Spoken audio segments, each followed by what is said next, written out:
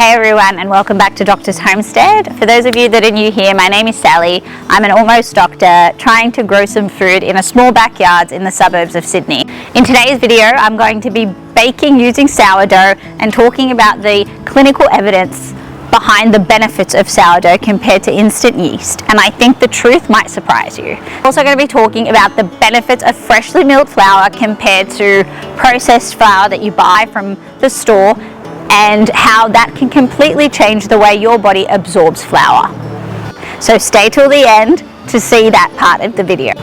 I'm also going to be filling up some garden beds with some compost and planting some seedlings from seeds that I've grown.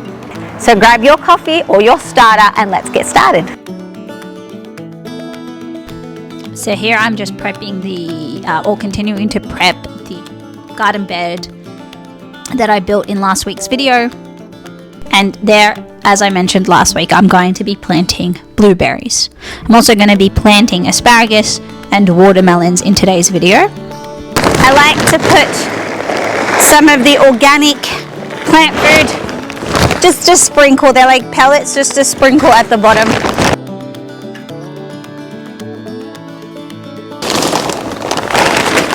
And some blood, bone and brains. I'm kidding, it's just blood and bone.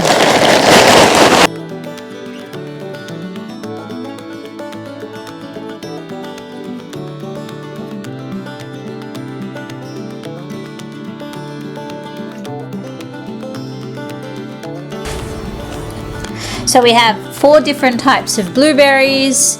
It's better to have multiple types because they cross-pollinate and they produce more berries at the end.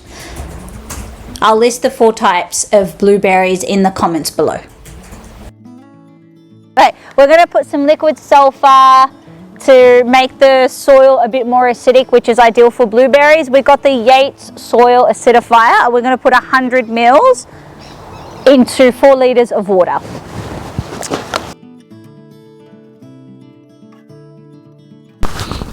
Most of us never think about how much chemicals go into our food.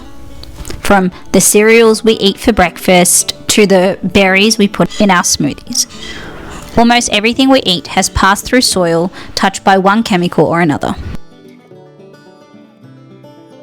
So while we're planting, I'll be talking about 2 types of pesticides, glyphosate and dimethoate. 2 pesticides and herbicides that are used commonly in Australian foods. I'll be talking about how they affect our bodies and ways we can reduce our exposure to them.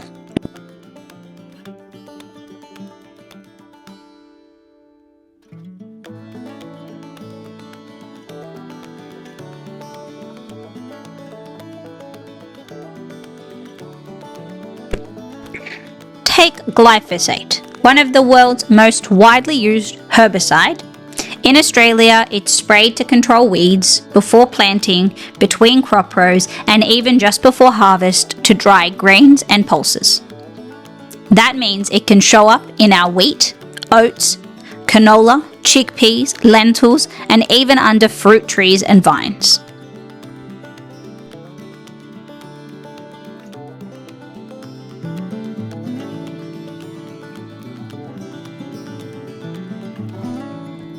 Back in 2015, the World Health Organization's International Agency for Research on Cancer classified glyphosate as probably carcinogenic to humans, based on studies that found a consistent link between high exposures and non-Hodgkin's lymphoma and possible signals for acute myeloid leukemia. In Australia, it is still allowed, saying dietary exposures are within legal limits. But it's in the soil, the crops and the feeds, and we eat it daily in trace amounts. So how much is truly safe long term?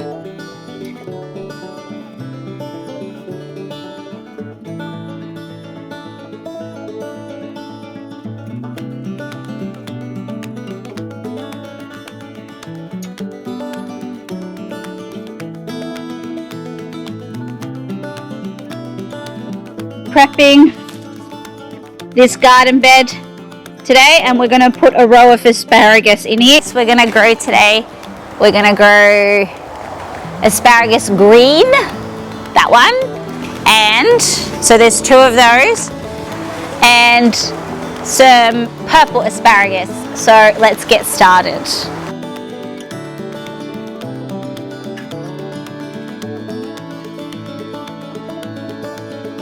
The other pesticide is Dimethoate, an organophosphate insecticide used for decades to kill fruit flies and other pests. It works by blocking an enzyme in our nervous system called acetylcholinesterase.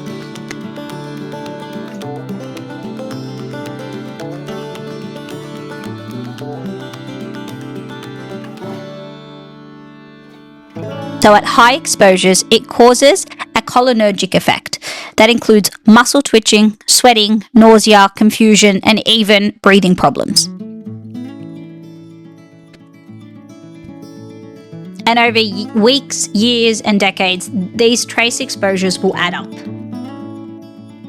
That's why more people are choosing organic or locally grown foods, or simply growing their own. And this is why I chose to start growing my own food, to know exactly what goes in the soil, what is sprayed on the fruit and vegetables, and exactly what goes on the plate.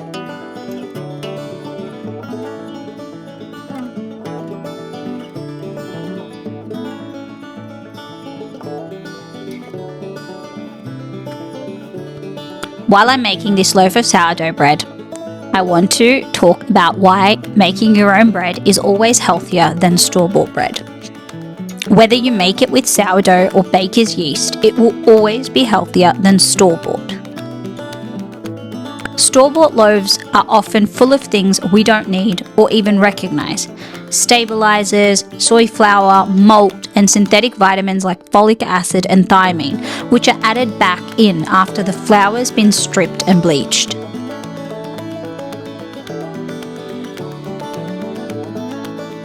But when you bake at home, your ingredients list is simple.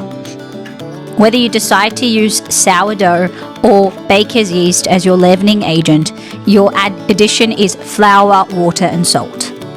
No bleach, no additives, and no synthetic enrichment.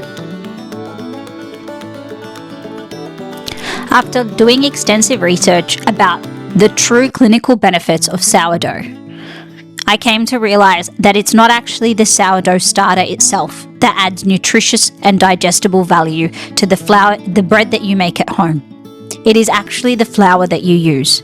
The type of flour you choose determines the natural microbiota that develops during fermentation. Those live in cultures of bacteria and yeast that shape the bread's flavor, digestibility, and even its health benefits.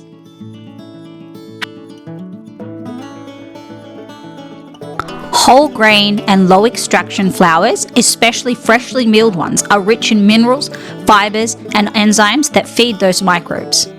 That diversity gives rise to more lactobacillus species in your dough, which is what supports better digestion, lowers gut inflammation, and improves the absorption of key minerals like iron and zinc.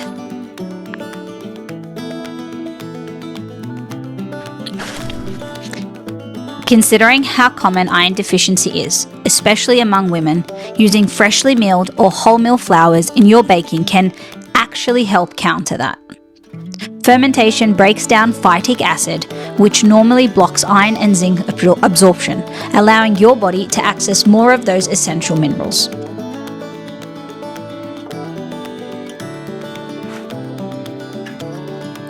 So when you pair freshly milled flour and a slow sourdough fermentation with a balanced diet rich in vitamin C, whole foods, you're not just baking bread, you're supporting your gut, your digestion, and even your iron levels naturally.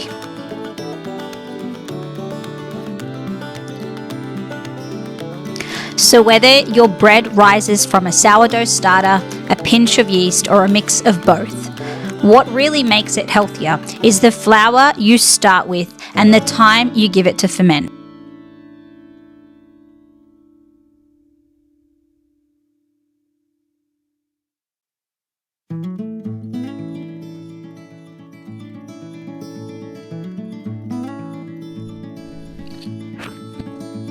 And let's be honest, sourdough can be intimidating. It takes time, practice, and a bit of patience. Yes, it's worth it at the end, but if you're struggling, you don't have to be a purist about it. You can combine your sourdough starter with a little bit of baker's yeast if you want a stronger rise. What really matters isn't whether you use sourdough or yeast, it's the flour. Because it's the flour that determines the microbiota, the natural bacteria and yeast that develops during fermentation. And that's what gives bread its depth of flavour, digestibility and nutritional value.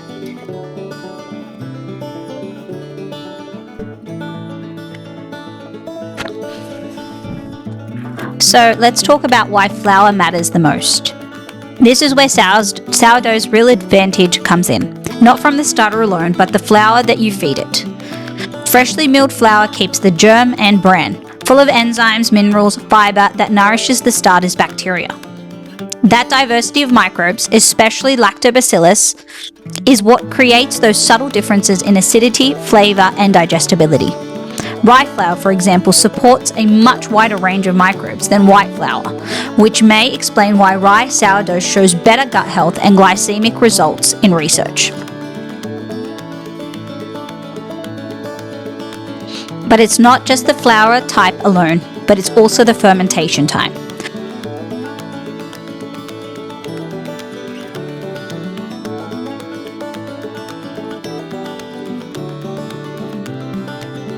Trial compared 2-hour versus 48-hour sourdoughs in people with metabolic syndrome. The long fermentation bread showed lower inflammatory markers and better antioxidant activity, likely because slow fermentation lets the bacteria fully transform the dough's compounds. So the longer, slower process is where the real transformation happens, both in flavour and function. Now the caveat to this is the research is still young and that a number of participants aren't a lot, but the results are promising.